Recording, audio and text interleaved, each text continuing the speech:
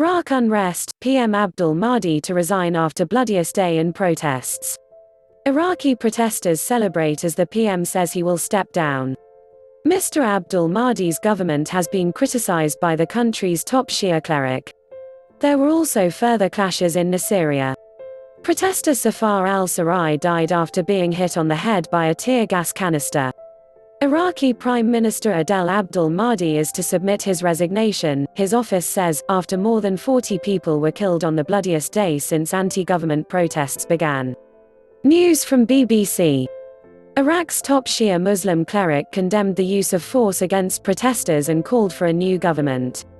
About 400 people have been killed in protests since the start of October, and at least 15 died on Friday. Iraqis are demanding jobs, an end to corruption and better public services.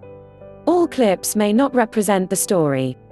UN Secretary-General Antonio Guterres said he was deeply concerned over reports of the continued use of live ammunition against demonstrators and called for maximum restraint.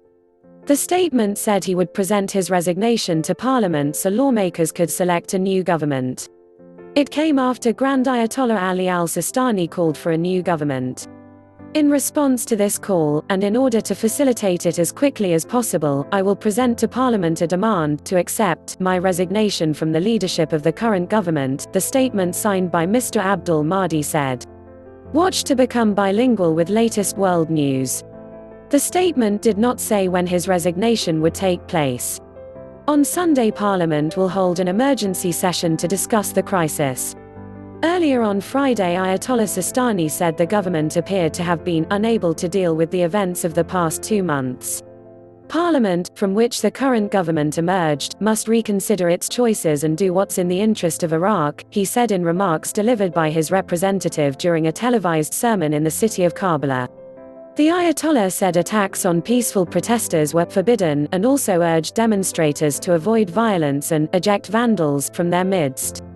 Mr. Abdul Mahdi has offered his resignation before, but the intervention by Ayatollah Sistani, the most influential man in the country, makes things different now, BBC Middle East editor Jeremy Bowen reports. What is happening in Iraq is part of a wave of unrest across the region, much of it driven by the anger of those under the age of 30 who are fed up with unemployment, unreliable public services and what they consider as corruption by the country's elite, our correspondent adds. Mr. Abdul Mahdi had earlier ordered an investigation into Thursday's violence in Dhikar and Najaf provinces. What's the background? Mr. Abdul Mahdi took office just over a year ago, promising reforms that have not materialized. Young Iraqis took to the streets of Baghdad for the first time at the beginning of October. After the first wave of protests, which began in October, lasted 6 days and saw 149 civilians killed, Mr. Abdul Mahdi promised to reshuffle his cabinet and cut the salaries of high-ranking officials, and also announced schemes to reduce youth unemployment. But the protesters said their demands had not been met and returned to the streets in late October.